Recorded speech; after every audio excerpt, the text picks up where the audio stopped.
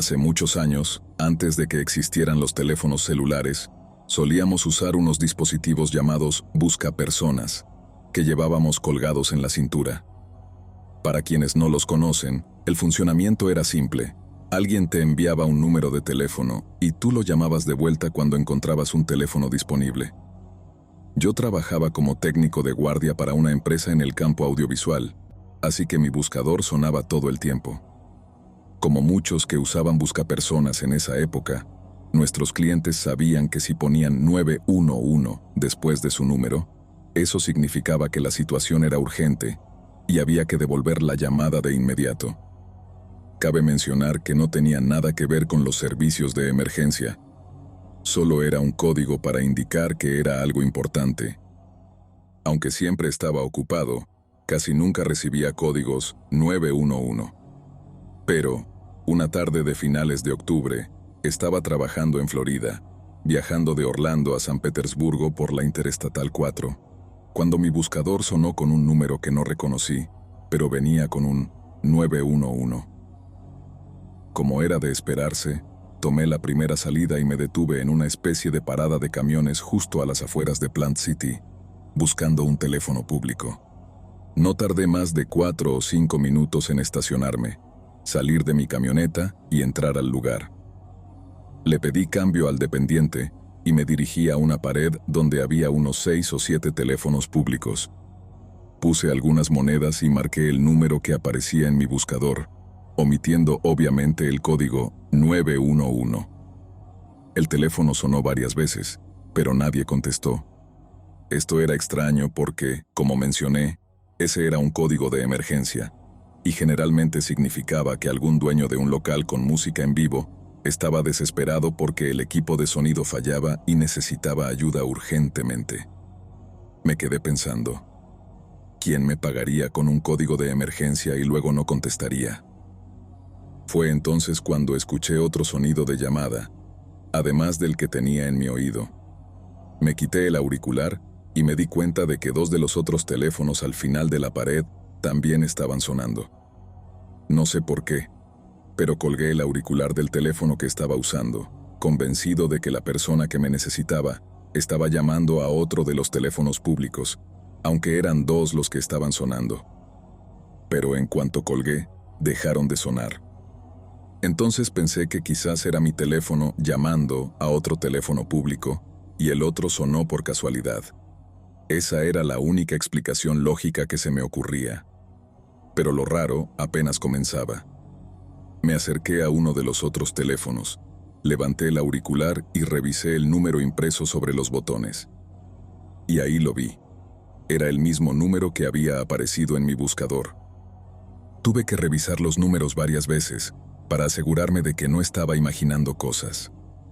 Alguien había usado ese teléfono público para llamar a mi buscador, desde la misma parada de camiones donde yo había decidido detenerme para devolver la llamada.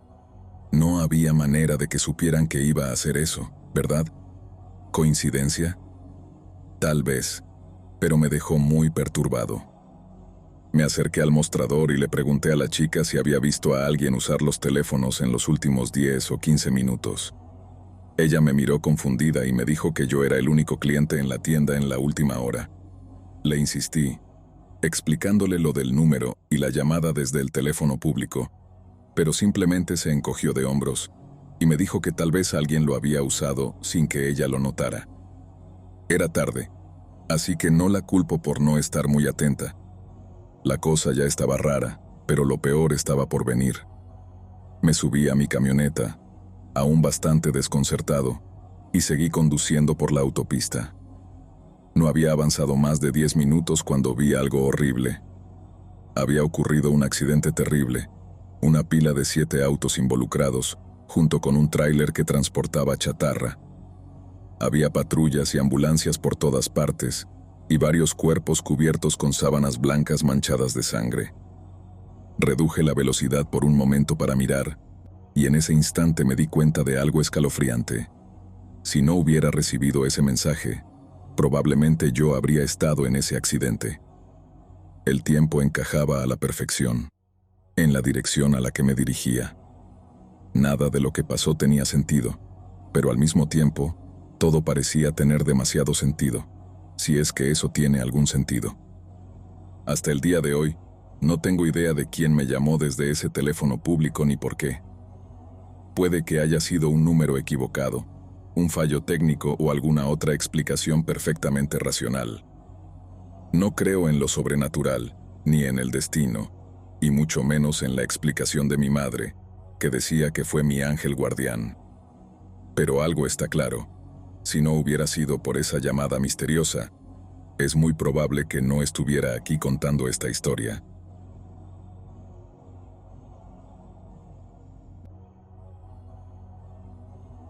El otoño pasado, mi papá me dio algo que había estado guardando durante mucho tiempo, algo que terminó despertando en mí un interés inesperado por la Primera Guerra Mundial.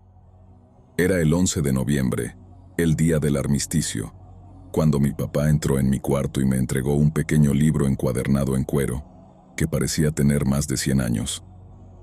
De hecho, lo era. Me dijo que debía ser muy cuidadoso al manipularlo porque era una reliquia familiar, extremadamente valiosa, el tipo de objeto que fácilmente podría acabar en un museo. Pero en lugar de eso, lo conservábamos como un recordatorio cercano de la conexión profunda que tenía nuestra familia con uno de los episodios más horribles de la historia. Hasta ese momento, la historia había sido algo abstracto para mí, algo que hicieron hombres muertos hace mucho tiempo, sin tener realmente ningún impacto en mi vida. Pero en ese instante, me di cuenta de que la historia era tan real como yo, que formaba parte de mí tanto como lo había sido para ellos. Mi papá me explicó que el pequeño libro era un diario que había escrito mi tatarabuelo, quien luchó con los fusileros de Northumberland en la batalla de Ypres durante la Primera Guerra Mundial.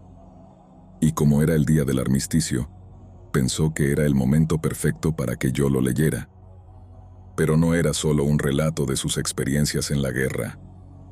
Era un testimonio de cómo había estado presente en uno de los episodios más oscuros de la historia humana. A continuación, escribiré lo que él dejó registrado, porque siento que es algo que todos deberían conocer. Era el 22 de abril de 1915, justo al amanecer. Esa mañana, los alemanes empezaron con una lluvia torrencial de balas. Al principio, eran sobre todo disparos de rifle, silbando sobre nuestras cabezas mientras nos agachábamos en las trincheras. Luego, se escuchó el estruendo de las ametralladoras, ese clac, clac, clac, constante de las balas zumbando sobre nosotros. No sabíamos qué intentaban hacer. Parecía un desperdicio de munición, y, a pesar de todo el ruido, nos reímos, pensando que parecían una división de alemanes ciegos. Pero pronto descubrimos que todo formaba parte de su plan macabro para hacernos agachar lo más bajo posible, preparándonos para lo que vendría después. Cuando cesó el fuego, me asomé un poco por encima de la trinchera para asegurarme de que no hubiera tropas alemanas corriendo hacia nosotros para lanzar bombas. Fue entonces cuando escuché un ruido extraño en la tierra de nadie, como el chisporroteo que se oye al freír tocino en una sartén. Y cuando finalmente miré, lo vi. Vi algo que me heló la sangre, una especie de pared de niebla verdosa amarillenta que avanzaba hacia nuestra posición. Era espesa, densa, y se arrastraba por el suelo. Y era enorme, se elevaba al menos a 6 metros de altura. No teníamos idea de lo que era esa cosa que se nos venía encima, pero aún así, nos llenó de un miedo indescriptible. Supongo que el miedo a lo desconocido es tan natural como comer o beber. Cuando la niebla comenzó a envolverse alrededor nuestro, fue cuando los hombres empezaron a toser y a asfixiarse. Yo también comencé a toser y escupir una saliva espesa y pegajosa. Me ardían los ojos y la nariz, y cualquier pedazo de piel expuesta que tocaba la niebla se quemaba de inmediato. No lo comprendí en ese momento, pero algunos hombres intentaron escapar del gas acostándose en las trincheras. Fue la peor decisión posible, porque el gas era más pesado que el aire y se concentraba a nivel del suelo. Aquellos que lo intentaron fueron sofocados donde yacían, asfixiados por algo que no entendíamos en absoluto. No teníamos ningún tipo de protección contra aquello, Lo único que podíamos hacer era mojar pañuelos en el agua embarrada del fondo de la trinchera y cubrirnos la boca, como si estuviéramos intentando no inhalar humo. Al principio, nos ordenaron mantener nuestra posición, pero tras unos minutos, incluso los oficiales en otras partes de la trinchera, más afectados que nosotros, empezaron a huir del gas. Finalmente, nosotros también abandonamos las trincheras y corrimos hacia la carretera. Al llegar, vi a los hombres tirados en el suelo, boqueando por aire. Tenía que haber miles, hasta donde alcanzaba la vista, todos muriendo de la manera más atroz que uno pueda imaginar. Lo peor de todo es que no teníamos idea de cómo aliviar su sufrimiento. Era tan confuso que uno de nuestros sargentos sacó un frasco grande de vaselina y comenzó a aplicarlo en la garganta de algunos de esos pobres muchachos. No ayudaba, claro, pero supongo que lo hacía para sentir que al menos estaba haciendo algo, cualquier cosa, para ayudarlos. Y Dios mío, el estado en que estaban. Se hinchaban, cambiaban de color, se asfixiaban con el líquido que se acumulaba en sus propios pulmones. Filas y filas de hombres volviéndose morados y azules antes de morir. Algunos, los que solo inhalaron un poco del gas, trataban desesperadamente de beber agua embarrada de las zanjas al costado de la carretera, pero eso no les servía de nada. Solo los enfermaba más. Nosotros, con los ojos llorosos y ardiendo, aún podíamos ver. Para los que quedaron cegados, lo único que podíamos ofrecer era consuelo. Usamos las vendas de nuestros botiquines para vendarlos, y luego los guiamos hacia la retaguardia. Me colocaron al frente de una columna de unos 10 o 12 hombres ciegos, cada uno con una mano en el hombro del que estaba adelante. Solo podías ver columnas de hombres ciegos siendo llevados lejos de las líneas del frente. Era una visión espeluznante, pero lo más aterrador fue que, de camino, pasamos cerca de la orilla del río. Ahí vi cientos de cuerpos flotando en el agua. Los hombres se habían metido en el río, intentando beber para calmar el ardor en sus gargantas, pero murieron allí mismo, y sus cuerpos hinchados flotaban río abajo, convirtiendo el río en un verdadero cementerio. Es una imagen que no olvidaré jamás. Pronto tengo que ir al pase de lista para ver cuántos de los nuestros siguen vivos, pero no creo que sean muchos. Dios nos ayude a los que aún podemos luchar, porque sé que pronto tendremos que enfrentarnos a esta nueva y terrible amenaza otra vez. Cuando terminé de leer esa parte del diario, estaba completamente absorto.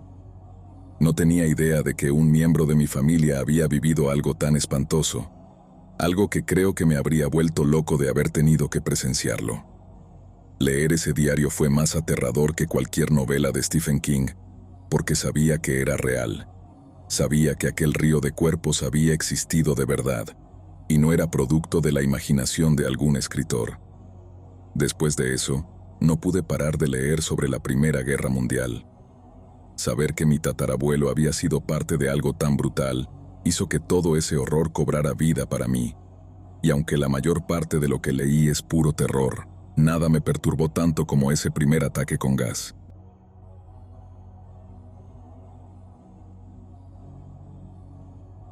La noche de las hogueras solía ser mi día favorito del año.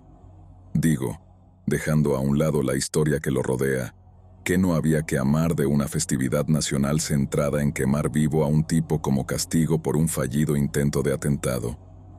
Había algo en las hogueras calientes y los espectáculos de fuegos artificiales tan coloridos que despertaban una emoción juvenil en mí. Mis amigos y yo solíamos abrigarnos bien, preparar unos perritos calientes y hamburguesas en la parrilla, y, bueno, a veces nos echábamos algo de humo para hacer el espectáculo de fuegos artificiales aún más divertido, si entiendes a lo que me refiero.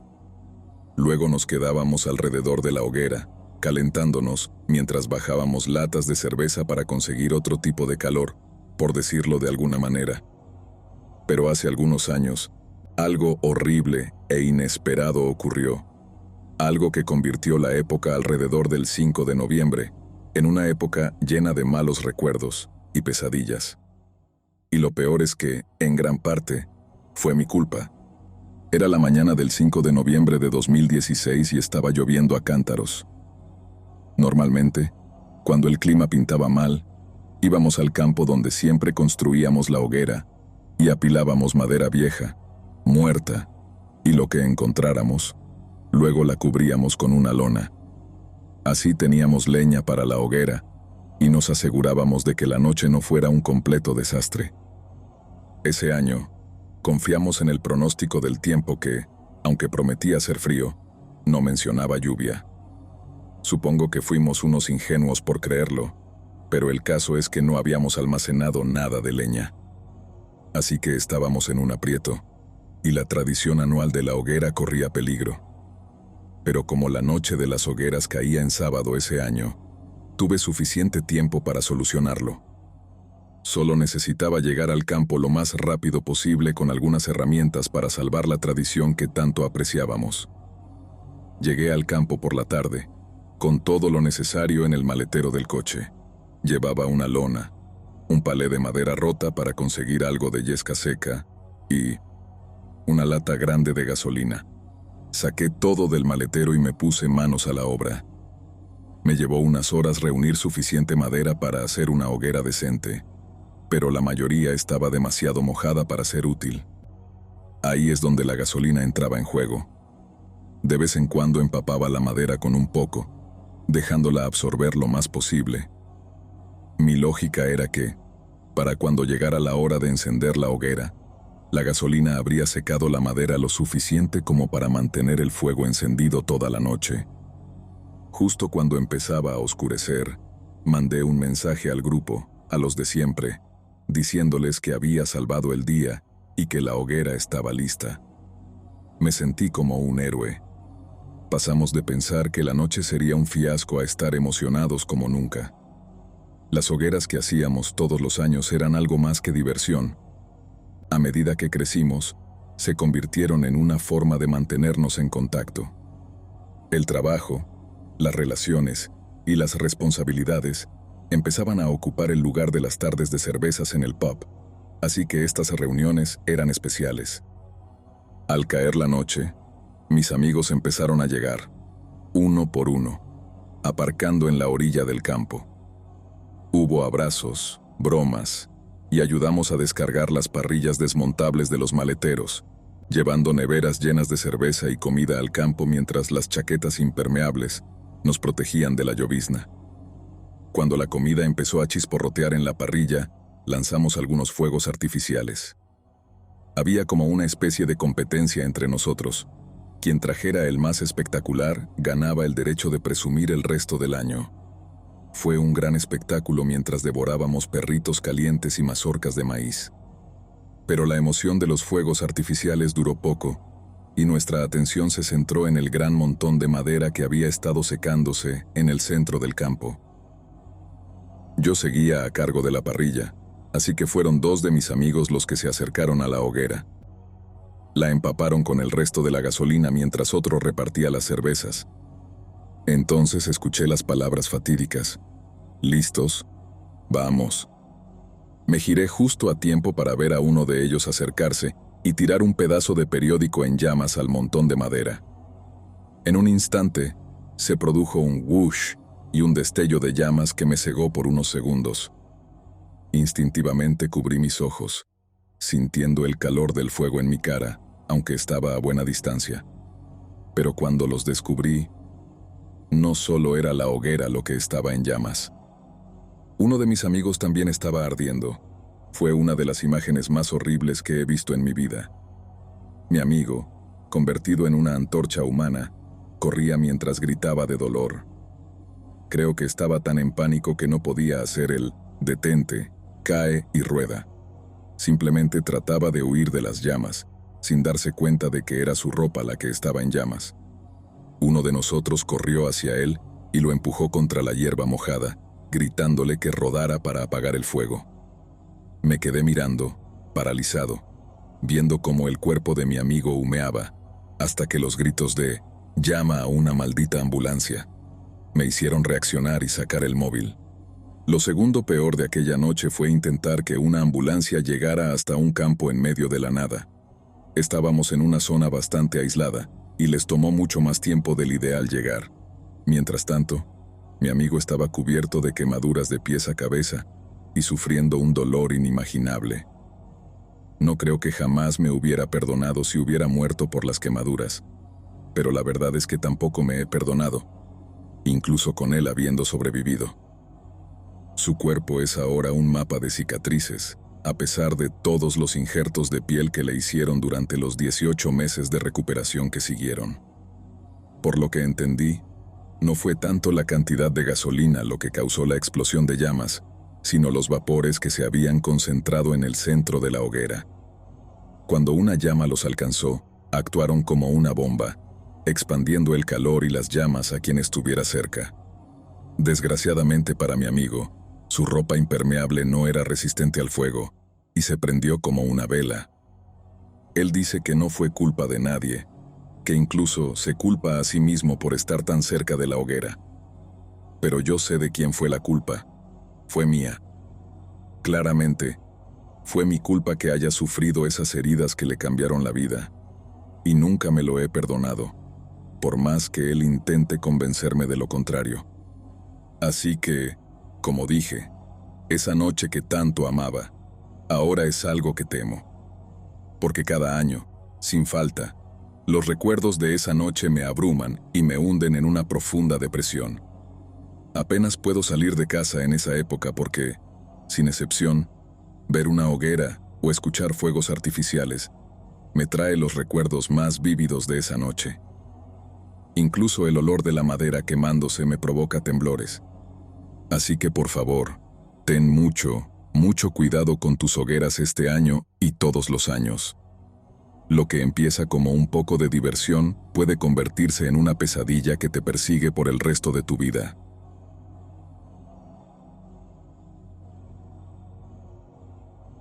Hace años, cuando tenía 8 o 9, vivíamos en una casa vieja y extraña al borde de un pequeño pueblo rural en Pensilvania.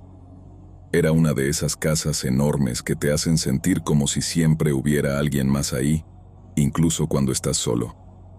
En ese tiempo, el distrito escolar estaba haciendo cambios, así que aunque mi hermano menor y yo estábamos solo un par de grados separados, íbamos a escuelas distintas y tomábamos buses diferentes.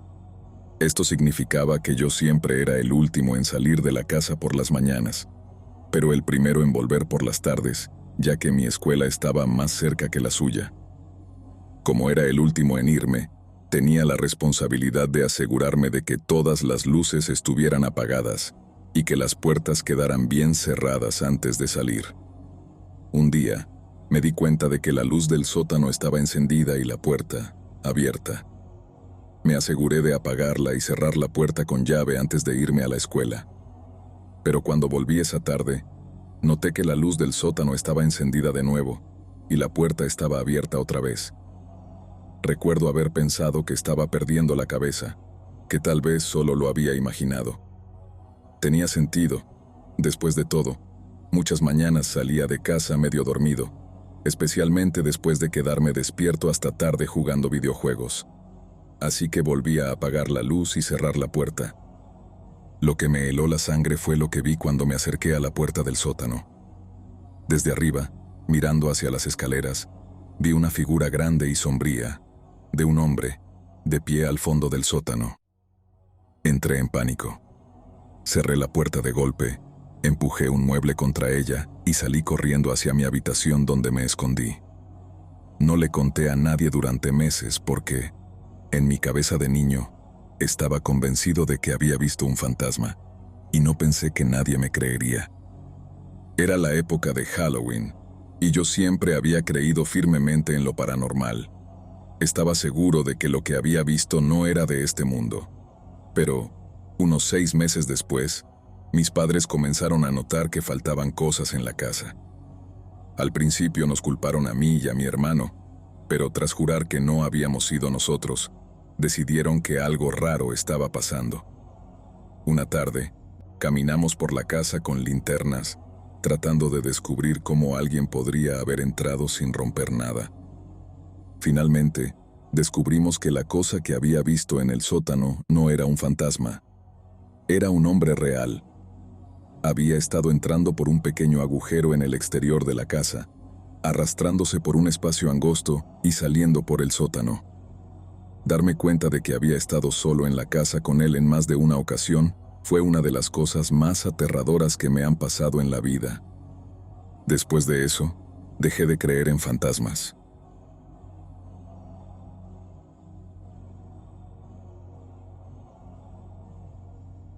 Hasta donde sé, las peleas de conkers son algo bastante único de las Islas Británicas, así que déjame tomarme un momento para presentarles a nuestros primos americanos una de las grandes tradiciones británicas.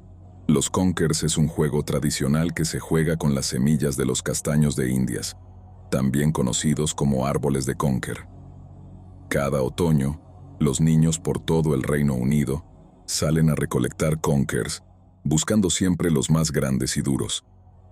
Una vez que encontraban un buen ejemplar, o uno que tuviera una forma especialmente afilada, lo sumergían en vinagre para endurecerlo. En mi zona, a esos conkers les llamábamos seasoners. Luego, con su conker ya endurecido y ensartado en una cuerda, dos niños se enfrentaban por turnos, intentando romper el conker del oponente hasta que uno se rompiera. El dueño del conker intacto era declarado el ganador. Hoy en día, el juego ha perdido popularidad, lo entiendo.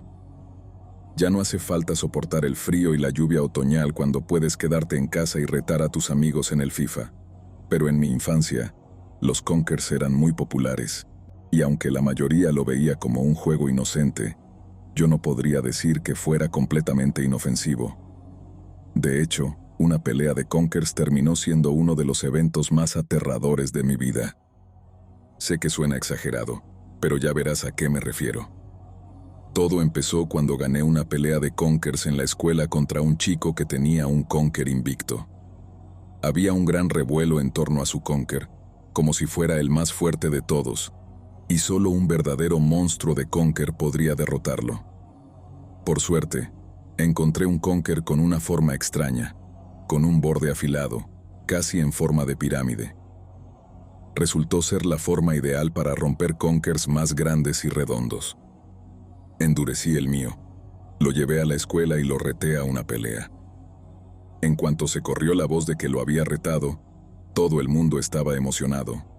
La expectativa creció durante toda la mañana hasta la hora del almuerzo, cuando se llevaría a cabo la pelea. Ahora que lo pienso, suena ridículo, pero en aquel momento era algo serio. Estábamos en una escuela solo de chicos, y sin la influencia calmante de las chicas, aquello era básicamente una versión escolar de Shawshank. Cuando llegó el momento, una multitud se reunió para vernos. Después de unos buenos golpes con mi conker afilado, el conker del campeón terminó hecho pedazos. No fue porque mi conker fuera súper especial, sino más bien porque el del campeón ya estaba debilitado y quebradizo de tantas batallas. Solo era cuestión de tiempo antes de que alguien lo destronara. Cuando su conker se rompió, toda la multitud estalló en vítores y fui el héroe de la escuela por un día. Pero el campeón no estaba nada contento. Lo había humillado delante de prácticamente toda la escuela. Y claro, no se lo tomó bien. La semana siguiente, se rumoreaba que el antiguo campeón había conseguido un conker nuevo que le devolvería su título, así que se organizó una revancha. El entusiasmo volvió a crecer.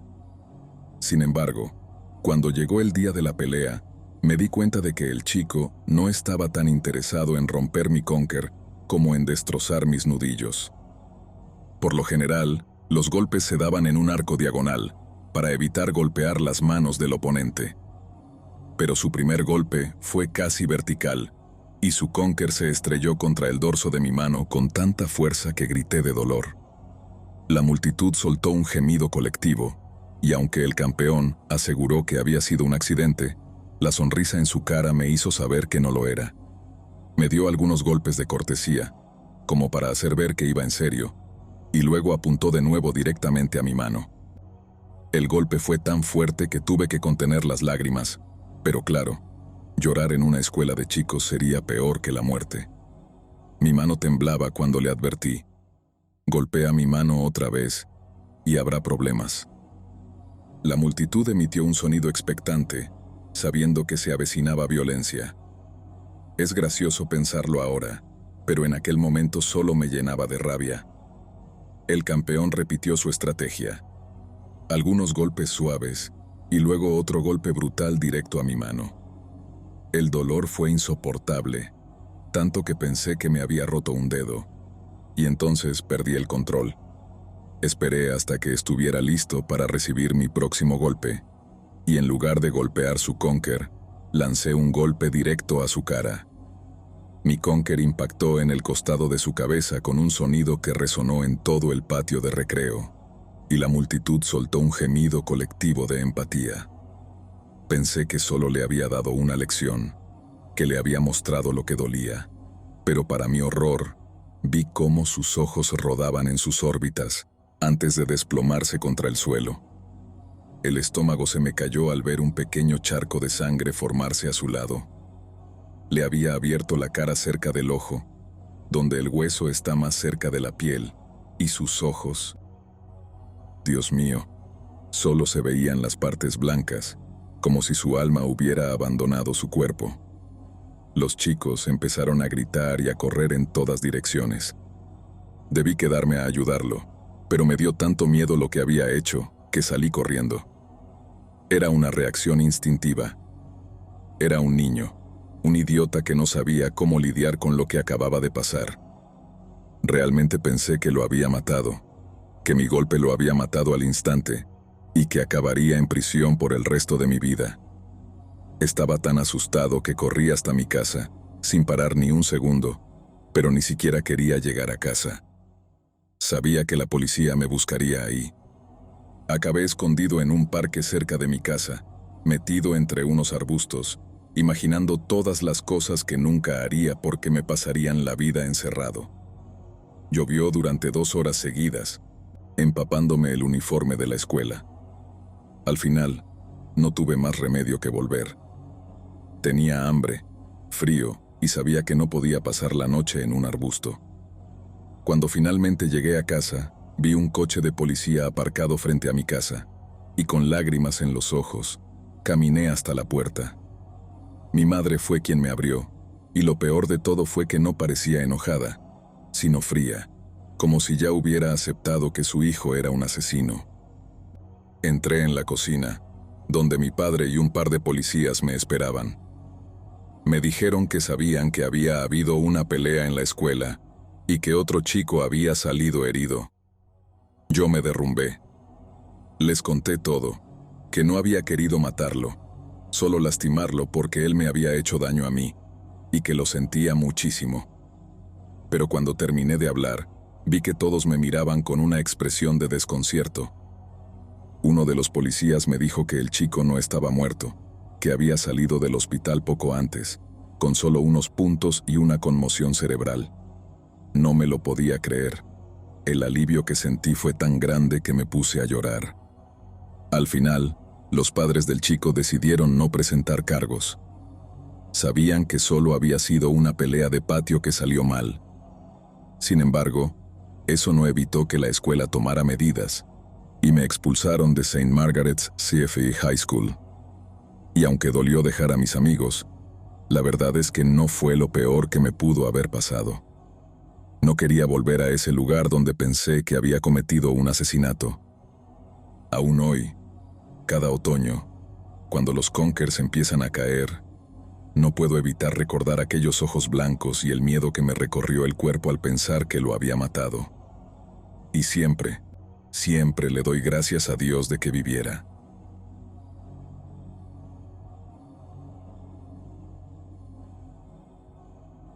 La mañana del 23 de septiembre de 1904 estaba marcada por nubes grises y ominosas que cubrían el cielo de Cincinnati, Ohio. Era alrededor de las 10:15 de la mañana cuando el director de la escuela Pleasant Ridge, Thomas L. Zimmerman, sonó la campana para el receso de la mañana. Zimmerman pensó que un poco de lluvia no haría daño a los niños, así que se dispersaron en grupos y comenzaron a jugar al béisbol y a participar en toda clase de travesuras. Sin embargo, El director había subestimado seriamente la rapidez y la fuerza con la que se avecinaba la tormenta. Pocos minutos después, el viento comenzó a aumentar mientras una fuerte lluvia caía en el patio de la escuela. La mayoría de los niños corrieron hacia el edificio escolar para protegerse de empaparse, pero un grupo de unas 30 niñas se dirigió corriendo hacia el letrero de las letrinas, en el lado opuesto del patio. La letrina era un edificio cuadrado de 3 metros de lado, construido sobre un pozo de piedra de casi 4 metros de profundidad en el lado este del patio escolar. Tenía apenas 11 años, pero había tenido que ser reparada varias veces debido a una construcción deficiente. Estaba diseñada para tal vez solo un puñado de estudiantes a la vez. Pero ese día más de 30 niñas intentaban acomodarse en ese espacio estrecho y húmedo. De repente, sin previo aviso, la madera en un lado del edificio, podrida por años de humedad, se desplomó y el suelo de la letrina se hundió hacia el fondo del pozo, llevándose consigo a todas las jóvenes aterrorizadas. El suelo cayó casi 2,5 metros en vertical y se hizo añicos, arrojando a niñas tan jóvenes como 7 años a un enorme pozo de aguas residuales de alrededor de 1 metro de profundidad. No hubo ningún estruendo, como más tarde recordaría Elsie Ferguson, de 12 años. No hubo ruido alguno. El suelo simplemente se cayó. Eso fue todo. No oí gritar a ningún niño. Sentí que el suelo se hundía y salté rápidamente, agarrándome del lado de la puerta. Quedé colgando y, con todas mis fuerzas, me levanté y salí de ese lugar. Un puñado de las otras niñas logró escapar de la misma manera, subiendo al asiento del inodoro para hacer espacio a las demás antes de alcanzar la puerta. Pero no todas tuvieron la misma fortuna. La pánico crudo se apoderó de las que quedaron atrapadas, y el trágico accidente rápidamente se convirtió en una lucha por la vida. Las niñas estaban sin saberlo enfrentadas entre sí en una pelea por sobrevivir mientras intentaban salir de la piscina de 1 metro de profundidad de excremento humano. Las más débiles fueron aplastadas por las más fuertes, que las forzaron a hundirse y ahogarse en la masa de suciedad. Un ahogamiento masivo es quizás una de las cosas más oscuras y aterradoras que una persona puede experimentar. Durante un pánico así, los mecanismos de supervivencia en el cerebro humano entran en acción, y una persona encontrará cualquier tipo de apoyo para mantenerse a flote. Esto significa que las personas se arrastrarán literalmente unas a otras bajo el agua, subiendo sobre los cuerpos que se están ahogando para poder respirar aire. Esto fue exactamente lo que sucedió durante la tragedia ese día. Las niñas se ahogaban entre sí en un desesperado intento por seguir vivas. Una joven llamada Lorena Ferguson llegó corriendo a la letrina justo momentos después de que el suelo cediera, deteniéndose en seco al ver la horrorosa escena de abajo. Segundos después, dio media vuelta y corrió de regreso al edificio escolar para pedir ayuda. Unos minutos más tarde, 2 de las niñas entraron a la sala y exclamaron que una niña había caído al pozo.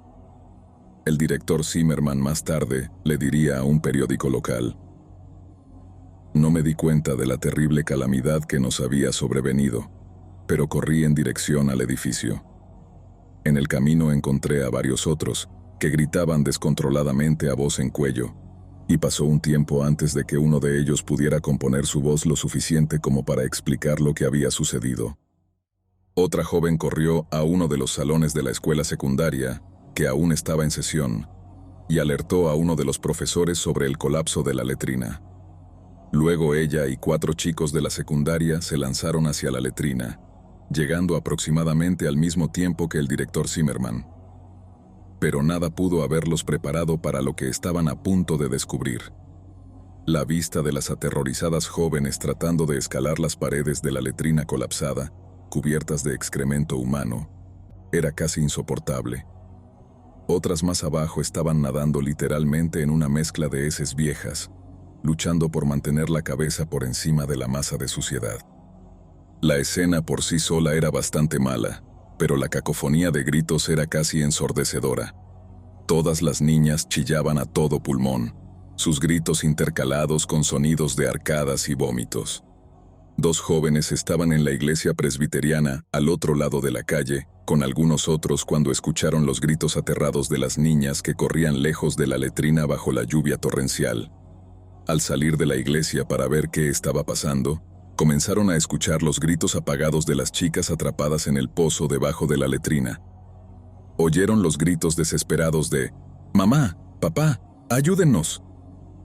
Entonces, sin decirse una palabra entre ellos, los ocupantes de la iglesia corrieron a la lluvia hacia la letrina. Allí encontraron al director Zimmerman de pie en un estrecho umbral de la letrina, con aspecto medio loco de angustia, pálido de pánico e indeciso sobre qué hacer. Los hombres lo empujaron a un lado y se pusieron a trabajar.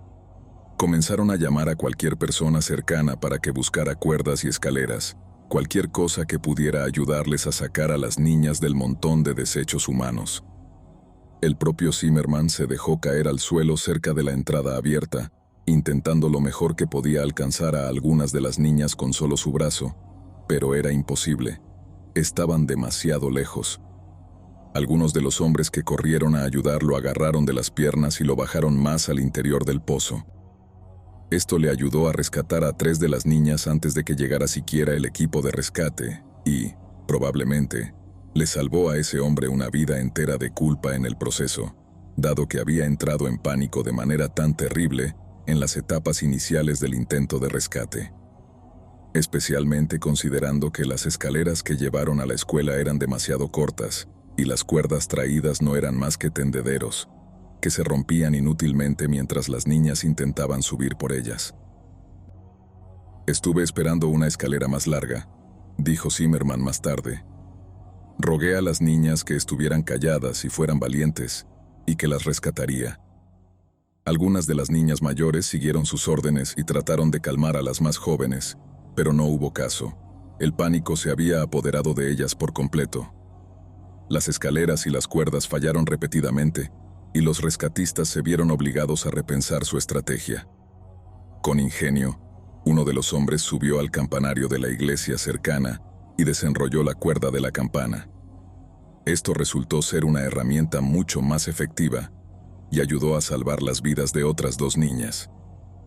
Otro de los rescatistas encontró una escalera larga en un granero cercano y ayudó al director Zimmerman a sumergirla en la suciedad.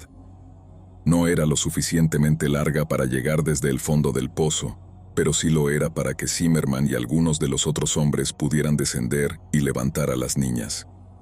Las niñas que fueron sacadas de la mezcla eran casi irreconocibles, con los ojos apretados por el llanto mientras sollozaban desesperadamente, intentando inútilmente limpiarse de aquel hedor nauseabundo.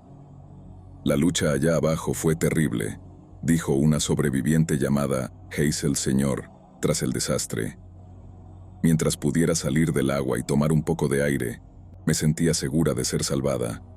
Pero cuando caí de nuevo en el agujero, pensé que todo había terminado. Las niñas a mi alrededor me agarraban. Todos se aferraban unos a otros, y cuando logramos sostenernos de la pared, fue solo por un segundo. Logré aferrarme varias veces, pero cuando me sacaban las demás, mi mano se deslizaba. Hubo pocas que lograron salir. Cuando sentí algo bajo mis pies, debió ser alguna niñita que se había ahogado. Todo el tiempo recé, repetía mis oraciones una y otra vez. No podía ver después de un tiempo, y mientras rezaba al Señor para que me salvara, encontré el rastrillo en mis manos. Cuando llegué a la luz, vi al director Zimmerman. Me arrastré y me levantaron. Después de luchar en aquella vorágine violenta entre la repugnante masa de excremento, Edna Gerke, de 14 años, encontró otra vez un punto de referencia en la memoria colectiva de la comunidad. La tragedia resonó en cada rincón de Cincinnati, convirtiéndose en un relato que se susurraría de generación en generación. El recuerdo de aquella mañana gris y lluviosa siempre se quedaría grabado en mi mente. El día anterior había estado lleno de risas y juegos. Era un día común en la escuela de Pleasant Ridge, y nunca imaginé que se convertiría en uno de los más oscuros de nuestra historia. La risa de mis compañeras aún resonaba en mis oídos mientras corríamos por el patio, despreocupadas y felices. Pero cuando la tormenta arremetió, todo cambió en un instante. No pude evitar sentirme culpable por no haber estado entre las que se apresuraron a entrar al edificio. Observé desde la distancia, temiendo lo que podría suceder. Recuerdo haber escuchado el crujido de la estructura y luego el estruendo sordo que me heló la sangre. Era como si el tiempo se detuviera mientras la escena se desarrollaba ante mis ojos.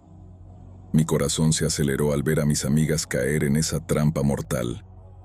La angustia y el horror se apoderaron de mí, y el llanto de las que habían sobrevivido resonó en mi mente. La desesperación de aquellas jóvenes atrapadas en el pozo, luchando por salir, me persigue hasta el día de hoy. El sonido de sus gritos ahogados se convirtió en un eco en mis recuerdos. Después de que el pánico inicial se desvaneció y los hombres comenzaron a organizar el rescate, me uní a un grupo de padres y vecinos que corrían hacia el outhouse, donde el caos había estallado. La visión de las niñas cubiertas de suciedad y desesperación me rompió el corazón.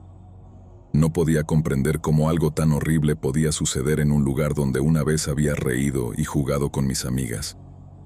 Cuando llegaron los rescatistas, la escena era un cuadro de horror.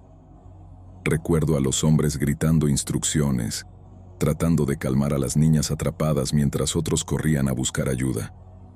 El caos se adueñó del patio de la escuela, y el llanto de las madres resonaba como un lamento que perforaba el aire.